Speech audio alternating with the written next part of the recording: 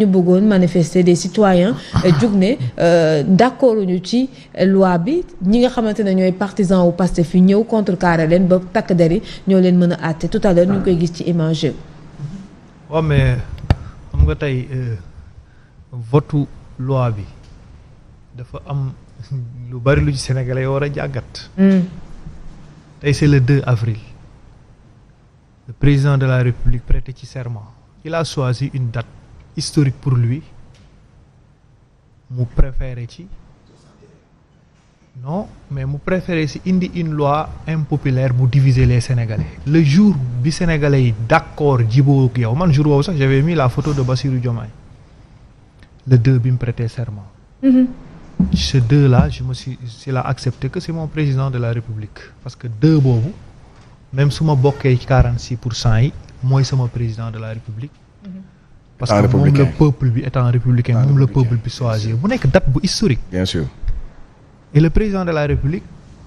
accepté le 2 boobu Assemblée nationale di voter une loi d'interprétation boo xam ni amul consensus. Sénégalais yi d'accorduñu ci leerul ci seen bopp te ni élection am leeree ba mu dem référendum dem premier tour donc ce 2 s'il y a am na ñu respecté wul le peuple la majorité du peuple sénégalais pour man c'est les initiateurs c'est très important parce que un président de la République boo xam ne niñ la falee mësuñu koo falee kenn nga génn prison nit ñi fal la jàpp ni injustice ñii la fal ñoom loolu lañ jàpp ñii jàpp ni complot d'état jàpp même ba ci loi bi nga xam ne ni moom la ñuy voté fii moom la ñu defoon amnistie majorité bi voté ci 54% yi ak ñi nga xam ne ñu ngi ci 46% yi d'accorduñu ci loi bi parce que dañu bëggoon ndax complot d'état daf ci am nga bàyyi ba le 2 nga indi loi ba pare indi say député ñu ñëw à l'Assemblée nationale di fowe askan wi di leen mbëllee di leen kokkali mais man pour man. maanaam suñ la déggee dafa mel ni dafa am manque de respect. bu ñu nemmeeku ci tey jii di jour boo xamante ne peut-être on devait se focaliser sur les 1 an du président de la République. mais le symbolique aujourd'hui tey du 2 la veille du 3 avril où le président doit parler aux Sénégalais le lendemain le 4 avril fête de l'indépendance où on doit fêter nos forces armées aujourd'hui on expose au banc des accusés le 2 la veille du 3 avril le 3 si le président nous dit que maa ngi féliciter sama forces armées maa ngi féliciter lan lay ban sens lay am le lendemain 4 avril suñ ko gisee mu dérouler ci force yi di def ak ñoom kii bi lan lay signifier et pour moi pour montrer ndax ñoom ñi ñëw au pouvoir ils ont la volonté pour développer républicain la ñu ndax gëm nañu république cette question la ñu war a xool symbolique mooy date yooyu ñu tànn et que kan si cette loi là man la xew assemblée ak li ñëw assemblée du bett kenn parce que cette pouvoir là est toujours dans l'opposition ba léegi ñu ngi ci opposition ñi ñu remplacer ñoo nekk peut-être que ci pouvoir ba tey Macky Sall ba léegi mooy président de la République du Sénégal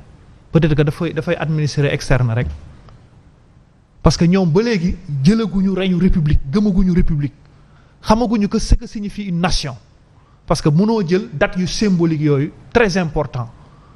2 avril 3 avril 4 avril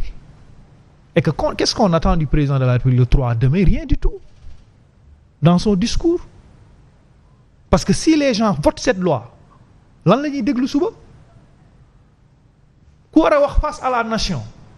suba nga war a fete ak ñoom jël flambeau yi ànd ak ñoom ñu fete indépendance ni ko Youssou Ndour waye woon ni ko Ouza waye woon am loi bu nekk à l'Assemblée nationale tey aujourd'hui le nom de Abdoulaye Wade revient encore pour montrer que c'est un grand démocrate Abdoulaye Wade avait écouté le peuple Abdoulaye Wade avait donné l'autorisation aux 2 peuples d'une même nation ñi d'accordul woon ku nekk ñëw taxaw bokk et aujourd'hui ce même régime bi nekkoon ci biti di ñu gëmloo ay rupture di ñu gëmloo ni ñi fi ne ay dictateurs lañ ñoom ñoo autorisé wul manifestation envoyé seeni éléments ci biti pour perturber nit ñi di leen attaquer jël assemblée nationale mobiliser ko di yuuxoo ci biti le président de l'assemblée nationale nekk toog foofu en tant que chargé de communication Pastef le président de l'assemblée actuellement toogee wu fa toogaayu président parce que attanu ko il n'a pas l'épaule d'un président de l'assemblée El Malick ne mérite pas ce poste. Très bien. tey aujourd'hui si El Malick. tàcc yi dafa neex. man dàq nañ ma fa assemblée maak Abdourahmane Sow. si tàccu foofu noonu ci kaw hémicycle bi ci saa si il dit c'est moi la police de l'Assemblée nationale parce que say militants ñooy tàccu di jubiler tey c'est le chargé de communication Pastef et de propagande moo toog foofu ci siège bi avril c'est symbolique ñuy humilier nos institutions si yéen bi ñu leen di installer foofu à l'Assemblée nationale da ngeen yuuxu woon fépp ne ni ñu installé Mame Diop baaxul andi nañ fi assemblée indi nañ fi police dugal mais yéen dugalu leen police de ay perturbateurs ngeen dugal biir assemblée nationale au moins gendarmerie bu duggee assemblée nationale am na fa droit parce que moo yor sécurité bi mais vous avez amené des militants et vous avez des députés aussi qui se sont comportés comme des combattants les députés que j'ai entendu parler ce ne sont pas des élus du peuple. Très bien. Un élu du peuple dafay am sens d'écoute ci peuple am Ablaye Wade bi xew-xew bi amee dafa déglu peuple am retirer loi wa Abdoulaye Wade bi xew-xew bi amee da ne ku d'accordul ñëwal nga manifester là où je vous parle jàpp nañ Djibi Ndiaye président parti averti un professeur en lettres émérite bokk Nouvelle Front ci suba bi ñu taxawee pour def seen déclaration si lañ ne ko coppet jàpp si koo xam ne daf doon def déclaration et j'ai vu des militants de ça c'est les pratiques anciennes. mais dañu doon am na ñoo xam ni dañ doon mobiliser j'ai entendu des militants naan ana Karim yow la ñuy xaar waaw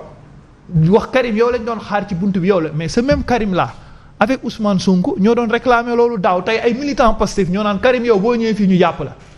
et aujourd'hui li ma gën a naqari mooy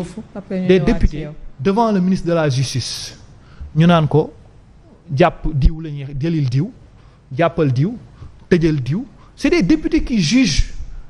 maintenant devant le ministre boo xam ne le premier ministre daf ñu wax ne ni c'est autorité politique nga doo autorité judiciaire tey c'est des confirmations aujourd'hui y a que des confirmations et j'en profite pour dire à l'opposition li Guy Marius Sagna wax moom laa gëm moom nee na il assume que ñoom dañuy gatsa loolu la wax ci télé bi mu ne damay assumer que ñun dañuy gatsa waxoon naa leen ko avec ce régime y a pas d'élégance parce que gëmuñu république avec ce régime y a pas de masla parce que gëmuñu masla c'est la justice des vainqueurs la ñu gëm dañu ñëw pour revanche dañu ñëw pour fayu aujourd'hui li ñu wax nii c'est très clair bu loi bi jàllee moi je leur conseille d'aller chercher des avocats Pape Malick Ndour ñoom général Fall ñii ci logique bi ñu nekk ci constance boobu lañ nekk parce que ci biir assemblée lañ taxaw wax li ñu bëgg devant le ministre de la justice. Très bien, ne ko commande politique lii la ak lii beneen bi s'en félicite. Très bien. Tafsir Thioye ci li ma doon wax parce que dafa am ay députés yoo doon taxaw fii di ko assumer naan seen présence à l'Assemblée nationale am na solo j'ai vu Tafsir Thioye depuis lors qu'il corrige la loi ba biir Assemblée nationale donc kooku aussi tamit dafay nekk une victoire ci ñun beneen bi Thierno Alassane Sall c'est lui qui mérite d'être félicité parce que Pastef sans Thierno Alassane Sall leur agenda cette loi d'interprétation nekk gu ci woon c'est Thierno Alassane Sall qui a déclenché c'est Thierno Alassane Sall moo ko dugaloon ci projet de législature am Anta Babacar bii di wax dugalu ko woon ci projet de législature am